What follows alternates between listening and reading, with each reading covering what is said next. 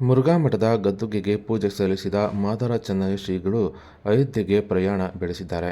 ಇನ್ನು ಅಯೋಧ್ಯೆ ಶ್ರೀರಾಮ ಮಂದಿರ ಇದೇ 22ರಂದು ಲೋಕಾರ್ಪಣೆಗೊಳ್ಳಲಿದ್ದು, ಇದಕ್ಕಾಗಿ ಚಿತ್ರದುರ್ಗದ ಮಾದಾರ ಚೆನ್ನಯ್ಯ ಶ್ರೀಗಳಿಗೆ ಆಹ್ವಾನ ಬಂದಿದ್ದು, ಮಾದಾರ ಚೆನ್ನಯ್ಯ ಮಠದಿಂದ ಇಂದು ಬೆಳಗ್ಗೆ 7:30ಕ್ಕೆ ಮಾದಾರ ಚೆನ್ನಯ್ಯ ಶ್ರೀಗಳು ಅಯೋಧ್ಯೆಗೆ ಪ್ರಯಾಣ ಆರಂಭಿಸಿದ್ದು, ಮಾದಾರ ಚೆನ್ನಯ್ಯ ಮಠದಲ್ಲಿ ಶ್ರೀಗಳಿಗೆ ಆರತಿ ಬೆಳಗಿ ಕೇಸರಿ ಬಾವುಟ ನೀಡುವ ಮೂಲಕ ಆತ್ಮೀಯವಾಗಿ ಬೀಳ್ಕೊಡಲಾಯಿತು.